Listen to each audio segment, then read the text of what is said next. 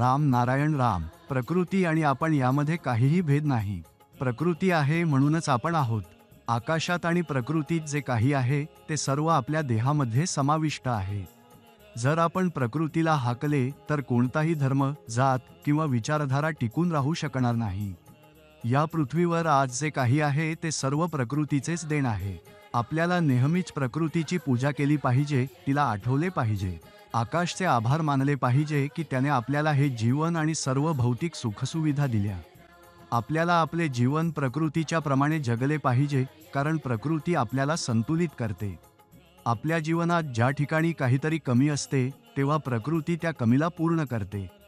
म्हणूनच सर्वांना त्यांच्या प्रकृतीशी जोडले पाहिजे. मनुष्याजवळ आज जे काही आहे ते सर्व आकाश आणि प्रकृतीचेच देण आहे. आकाश, पृथ्वी, जल, वायू आणि ऊर्जा यांपासून सर्व काही बनले आहे. हे नसेल तर माणूस न श्वास घेऊ शकणार, न जिवंत राहू शकणार. अंतराळात जितके ग्रह आणि नक्षत्र आहेत ते सर्व एकमेकांसोबत एक संतुलन साधत जातात. कधीही कोणताही ग्रह दुसऱ्या ग्रहाशी टकरावत नाही, कारण हे सर्व नियमाने चालले आहे. आकाशात कधीही कोणाचाही भेदभाव नाही, द्वेषाची भावना नाही. मग पृथ्वीवर सर्वांमध्ये का द्वेष असतो, ईर्ष्या का असते? माणूस इथे एकमेकांमध्ये का भेदभाव करतो, कधी धर्माच्या नावावर तर कधी जातधर्माच्या नावावर? आपण आकाश किंवा प्रकृतीकडून ही शिकवण का घेत नाही की नियमाने कसे जगायचे, योग्यतेने कसे जगायचे? जीवन यापन एक सुव्यवस्थित पद्धतीने करणे आवश्यक आहे. हे शिकणे आपल्याला खूप महत्त्वाचे आहे. राम नारायण रामची ध्वनी झाडे, वेली, प्राणी, जीवसृष्टी सर्वात आहे. राम नारायण रामची ध्वनी आपल्यातल्या विवेक आणि चेतनेची आहे. राम नारायण रामची ध्वनी सर्वांसाठी आहे, सर्वांसोबत आहे, सर्व सत्तांसाठी आहे. राम नारायण रामची ध्वनी बोलते. ही ध्वनी आपल्याला आवाज देते जेव्हा आपण ती पुकारतो तेव्हा. राम नारायण राम ही अशी ध्वनी आहे जी आपल्या पुकाराला ऐकते, समजते आणि आपल्या जवळ येते. ही आपले सर्व कार्य पूर्ण करते. आपण मनुष्य प्राणी विचार करतो, संकल्प करतो, सिद्धांत घेतो, पण कर्म राम नारायण रामच आपल्याकडून करतो.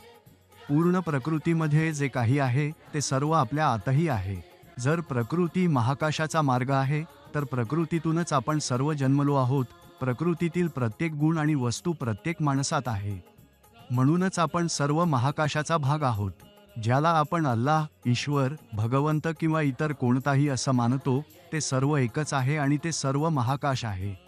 महाकाशाने जे उद्दिष्ट आपल्याला येथे पाठवले आहे ते सर्व काही आपल्यातच आहे, ते म्हणजे आपला विवेक आहे. मनुष्याने तयार केलेली संविधान आणि धर्म हे वैज्ञानिक नाहीत. हे काही लोकांनी आपल्या स्वार्थासाठी तयार केले आहे.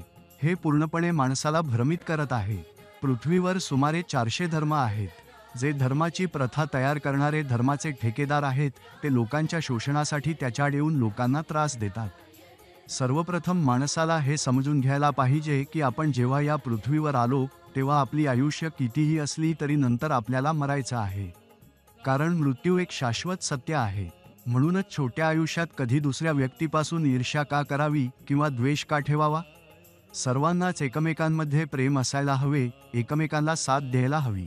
यासाठी हे महत्त्वाचे आहे की आपण आपल्या मनातील विवेकाचे अनुसरण करावे आणि साथच राम नारायण रामचे जप निरंतर करत राहावे.